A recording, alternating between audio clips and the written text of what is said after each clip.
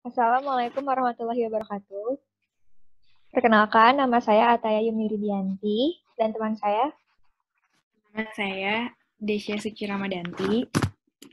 Kami sebagai perwakilan dari HG2 hari ini akan mempresentasikan borang hasil diskusi kami mengenai PBL 2. Oke, yang pertama yaitu kami melakukan penetapan masalah yang akan dibahas dalam PBL.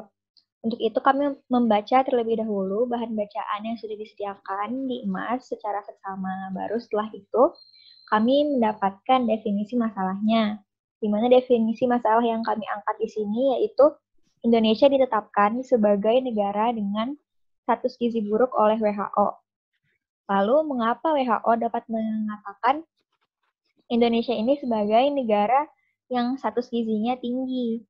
Nah, hal itu dikarenakan angka stunting Indonesia sangatlah tinggi, sebesar 27,67%. Dan ini tuh sangat tinggi dibandingkan batas standar WHO yang sudah ditetapkan sebesar 20%. Nah, tidak hanya WHO, Country Director World Bank Indonesia juga mengatakan bahwa sekitar 37% atau hampir 9 juta balita Indonesia mengalami pertumbuhan yang terhambat. Nah, stunting sendiri pun, seperti apa yang sudah dibilang sebelumnya, dapat menghambat pertumbuhan anak, khususnya pada 2 tahun pertama kehidupan anak. Bila pada masa-masa ini, anak mengalami kekurangan gizi, dapat menyebabkan kerusakan otak yang tidak dapat diperbaiki lagi, yang otomatis juga akan berpengaruh terhadap kehidupan anak dalam jangka yang panjang. Oleh karena itu, kami menetapkan hipotesis bahwa stunting mempengaruhi kualitas sumber daya manusia Indonesia yang nantinya akan mempengaruhi pertumbuhan ekonomi serta angka kemiskinan. Selanjutnya, yaitu akan dijelaskan oleh teman saya, kepada Desya dipersilahkan. Selanjutnya adalah hal baru yang perlu diketahui dan dipelajari. Itu yang pertama ada Global Nutrition Target pada tahun 2025 dan juga Sustainable Development Goals atau SDGs pada tahun 2030. Ini tuh merupakan fokus dari WHO sendiri untuk mencegah stunting. Selanjutnya adalah pepatah Gemaripa Loh Janawi. Ini tuh merupakan pepatah yang disematkan kepada Indonesia. Selanjutnya yang keempat adalah program Zero Hunger atau tantangan nol rawan pangan.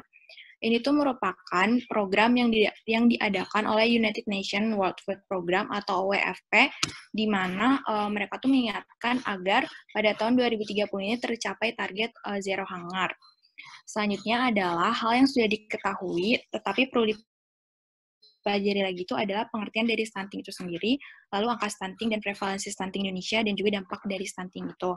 Selanjutnya adalah pembagian materi yang dilakukan oleh kelompok kami itu. Yang pertama ada kondisi stunting di Indonesia, yaitu oleh ARI, lalu ada penyebab stunting di Indonesia oleh Hafiza. Selanjutnya ada dampak stunting terhadap kesehatan ini oleh Ataya, lalu ada dampak stunting terhadap ekonomi ini oleh Naura Atira.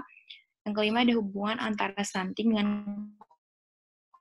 kualitas SDM Indonesia ini oleh Desya, dan yang keenam adalah regulasi dan program pemerintah terkait stunting ini oleh Christina. Nah, pembagian materi yang dilakukan oleh kelompok kami ini menggunakan ladder di aplikasi lain yang selanjutnya ini disepakati oleh tiap anggota kelompok. Oke. Sekian presentasi dari kelompok kami, kurang lebihnya mohon maaf. Bila ada tambahan atau masukan bisa disampaikan. Wassalamualaikum warahmatullahi wabarakatuh.